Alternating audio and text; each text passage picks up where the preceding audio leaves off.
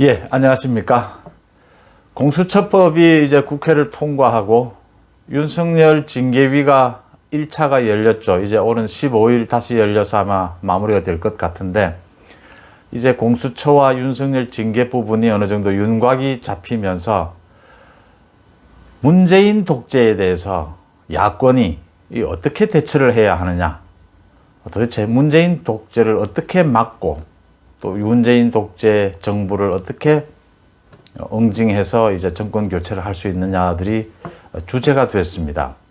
공수처법이 통과됐다고 해서 뭐 인사청문회도 남아 있고 또 그 검사들과 수사관을 뽑기 위한 인사위원회, 공수처 인사위원회를 만드는데 야당이 이것을 견제를 할 수 있는 여지가 있다, 법안적으로 이런 얘기가 있지만, 그건 그것대로 또 피해갈 또 민주당의, 지금 뭐 민주당은 뭐 약간의 부당, 약간의 위법 정도는 신경을 안 쓰는 정도니까요. 방법이 있다. 그러면 공수처는 내년 1월이면 이제 모습을 드러낼 거다, 이렇게 보이고요.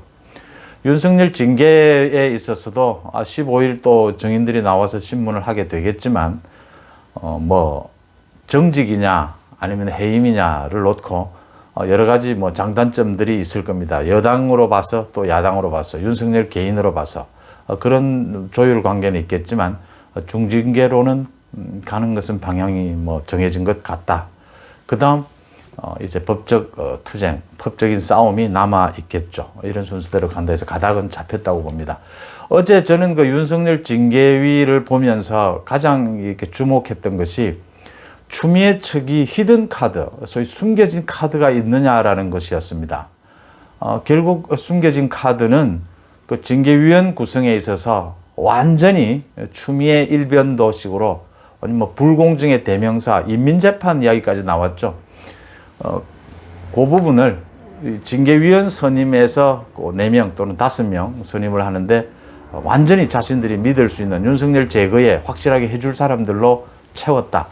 그 이외에 내용에 있어서는 히든 카드가 없었다라는 점을 유심하게 봤습니다. 그것은 지난 1년 동안 윤석열을 괴롭힌, 윤석열에 대한 여권의 공격의 핵심들이 이번 징계 사유 6가지에 다 들어와 있거든요.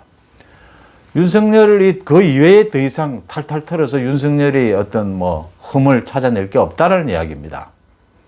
뭐 그 6가지 내용이라면 윤석열에게 그렇게 뭐 치명적인 내용은 없다, 이렇게 보이는 겁니다.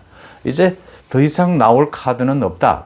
문재인 정부가 윤석열을 찍어내기 위해서 내놓을 카드는 없다, 이렇게 보시면 되고, 이젠 뭐 무조건 사람으로 인해 가지고, 징계위원 사람을 가지고 윤석열을 치내는 억지를 부리게 될 거다, 이렇게 보입니다.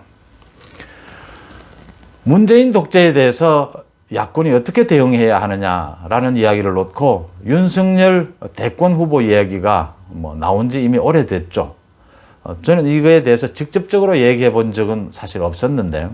현직 검찰총장이고, 검찰총장이 사실은 정치 후보, 뭐 대권 후보로 거론되는 것 자체가 올바른 일은 아니죠. 그랬었는데, 오늘 잠시 그 이야기를 좀 하고 갈까 합니다. 이 미래의 희망에 관계되는 부분이거든요. 흔히 우리가 정치권에서 대선 후보의 조건으로 얘기할 때 권력 의지가 있느냐, 그 다음 비전이 있느냐, 그 다음 현실적인 세력을 갖췄느냐를 봅니다. 윤석열 총장이 권력 의지가 있느냐? 저는 권력 의지는 이미 검증이 됐다고 봅니다. 지난 1년뿐만이 아니라 윤석열은 박근혜 정부에서도 징계를 한번 당했고, 또 이번 문재인 정부에서도 징계를 지금 당하고 있는 중입니다. 징계라는 게 공무원에게 있어서 이렇게 징계에 회부돼서 이 뭐 옷을 벗느냐 안 벗느냐라는 건 굉장히 고통스러운 일이죠. 이렇게 10년 가까이 윤석열이 살아있는 권력에 손을 대다가, 칼을 대다가 이렇게 고통을 받고 이렇게 실현을 당하는 이 과정을 겪으면서도 굽히지 않는다라고 하는 것.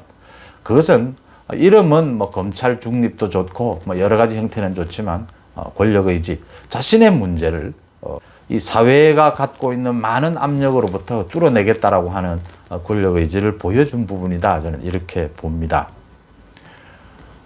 지금 한국의 대통령이 그동안 지난 30년 동안 대통령의 이 역사를 보면요. 대통령제는 사실 실패했다라고 저도 생각을 합니다. 의원 내각제로의 개헌이 필요하다고 생각하는데 지금 현실적으로 불가능하기 때문에 생각해 본다면 박근혜, 문재인 대통령은 후광에 의해서 대통령이 된 사람들입니다. 그 비중이 얼마든 간에 박근혜 대통령은 박정희 전 대통령, 문재인 대통령은 노무현 전 대통령의 후광이 정치의 출발이었고 또 대통령이 되는 상당한 부분을 차지했다. 근데 이 두 사람이 보여주는 행태에 조금 거슬리는 부분이 있을 수 있겠습니다만은 똑같은 공통점은 불통독선이라는 부분입니다. 그다음 문재인 대통령이 좀 더 심한 부분은 위선, 내로남불, 그다음 독선이 이제 독재로 가고 있다라는 부분인데요. 사실 정치를 하는 사람들이 모두 독재의 유혹을 느끼죠. 독재가 가져다 주는, 그게 포장만 잘 된다면 그 효율성에 누구나 끌리게 되죠. 그래서 민주주의 사회에서는 수많은 독재를 견제하기 위한 장치들, 법적, 제도적 장치들을 마련하는 것이죠. 문재인 대통령은 앞으로 계속 독재의 길, 자신들의 직권을 연장하고 자기의 안전이 보호되는 쪽으로 갈 수밖에 없다. 공수처를 만든 이유, 지금 나와 있는 윤석열이 진두지휘했던 그 모든 권력형 비리들을 덮어야 하거든요. 그 다음 앞으로 나올 또 비리들을 덮어야 합니다. 그러기 위해서는 검찰을 견제하기 위해서 공수처가 지금 필요한 거죠. 당장요. 그 길로 가게 된다면 계속 독재의 길로 가게 될 것이다. 근데 이제 앞으로 남은 1년 동안, 이제 대선을 앞두고 1년 밖에 남지 않았지 않습니까? 그런 부담을 갖고 있다, 흐름은. 그러면 거기에 대해서 이건 불공정, 독재의 문제거든요. 거기에 대응해서 가장 지금 문재인 정부와 단신으로 맞서 있는 사람이, 공정이라는 대명사로 맞서 있는 사람이 윤석열이다. 이렇게 봤을 때 윤석열이 지금 현재 그걸 때라고 그러죠. 지금 때가 맞고 그게 맞춘 문재인에게 탄압을 당하면서 문재인에게 그걸 극복하려고 하는 과정에서 권력 의지가 충분히 입증이 되고 있다, 이렇게 보입니다. 공수처 수사 1호가 윤석열이 될 거다. 윤석열이 공수처에 의해서 수사를 받고 만약에 구속이 된다면 윤석열은 더 저는 대권으로 가는 큰 길이 열릴 것이다, 이렇게 봅니다. 문재인이 탄압하면 탄압할수록 윤석열의 권력 의지 기반은 더 만들어질 것이다 라고 봅니다. 사실은 지난 30년 동안 우리 대통령 가운데 YS와 DJ는 민주화 운동이라고 하는 그걸로 어떤 대통령이 될 수 있는 자격을 얻었다고 해야 하나요? 그렇죠. 그 다음 박근혜, 문재인은 사실은 후광에 의해서 어떤 자격을 이렇게 받게 되죠. 스스로 자기 자격을 만들어낸 사람은 노무현과 이명박으로 보면 됩니다. 노무현은 지역주의 타파, 통합, 이명박은 찬성하든 찬성하지 않든, 지지하든 지지하지 않든요. 이명박은 경제를 살리겠다는 걸로 스스로 리더십을 만들어냈죠. 윤석열 같은 경우에는 후광이 없기 때문에 스스로 리더십을 만들어내는 과정에서 문재인의 탄압은 결정적인 나쁘지 않은 환경을 조성되게 될 것이다, 이렇게 보입니다.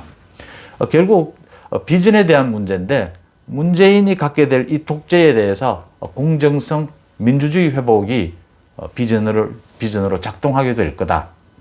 그게 작동하게 된다면 거기에 덧붙여서 이제 윤석열이 여러 가지 국가 통합이라든지 경제 부분이라든지 이런 부분들에 대한 비전이 보강이 된다면 안정적인 비전을 갖춘 지도자다, 이렇게 성장할 수 있을 것이다. 여기에서 법조인 출신이 갑자기 나와서 이렇게 정치에 적응하는데 무리가 있지 않겠느냐라는 이야기들을 많이 합니다. 황교안 대표가 자꾸 비교가 되곤 하는데요. 일리가 있는 얘기입니다. 이 법조인들을 겪어보면 정치에 들어와서 상당 기간이 지나기 전까지는 굉장히 경직되어 있고 또 엘리트 의식에 사로잡혀 있고 또 정치적 순발력, 상상력이 약하다는 부분은 분명합니다. 이제 그걸 개인차로 뛰어넘을 수 있는 사람들이 있고 또 세력에 의해서 뛰어넘어지는 경우가 있고 또 분위기에 의해서 넘어갈 수 있는 부분들이 있는데 제가 보기에는 황교안 대표의 장점과 단점 중에서 황교안 대표의 단점을 이야기하라면 이 정치적 유연성, 정치적 상상력이 좀 떨어진다는 거였거든요.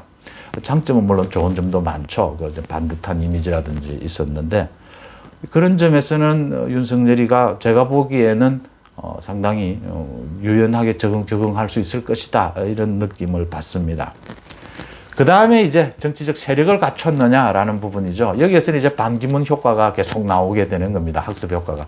반기문처럼 어떤 세력, 일부 세력을 업고 하려고 하다가 반기문은 사실 세력이 없어서 그렇게 된 건 아니고요. 개인의 권력 의지, 비전 모든 것에서 미달했던 부분이었다 이렇게 보이는데 이 세력 부분에 있어서 지금 생각하는 게 지금 오늘도 국회에서는 국민의힘 초선 의원들이 필리버스터를 이어가고 있습니다. 아무도 듣고 있지 않지만 하고 있고요.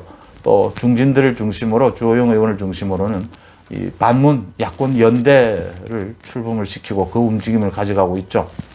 여기에 대해서 비판도 많고 하는데요.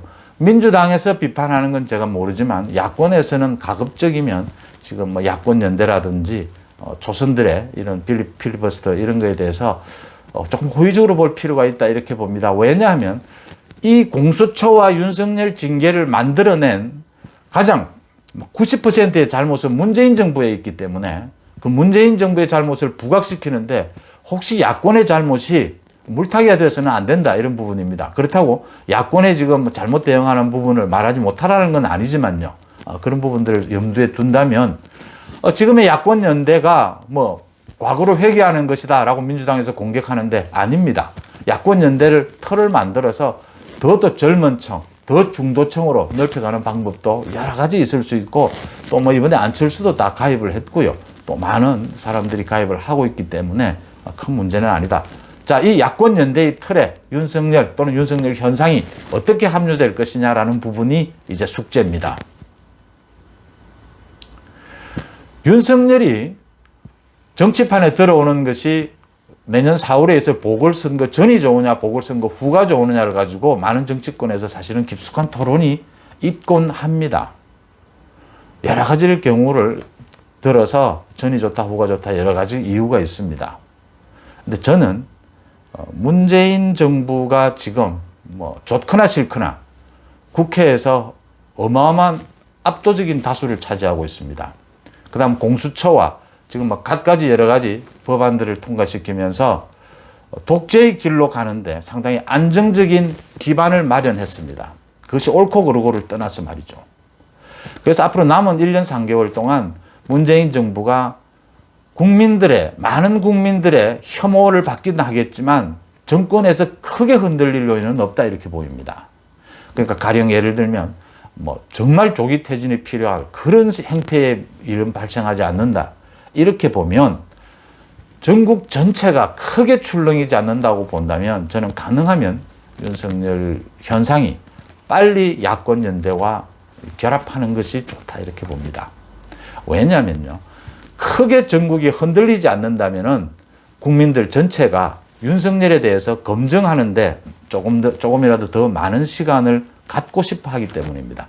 우리나라 유권자들이 보여온 일관된 현상이었다고 이렇게 보입니다.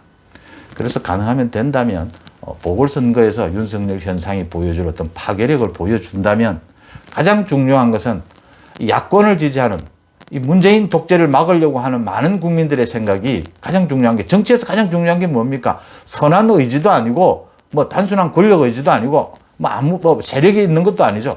결정적인 건 정치의 가장 결정적인 건 집권할 수 있는 능력, 가능성을 보여주는 것이죠.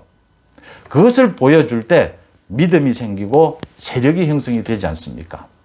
그걸 보여줄 수 있느냐 없느냐에서 윤석열 현상, 윤석열의 정치적 승부처가 나온다라는 부분입니다.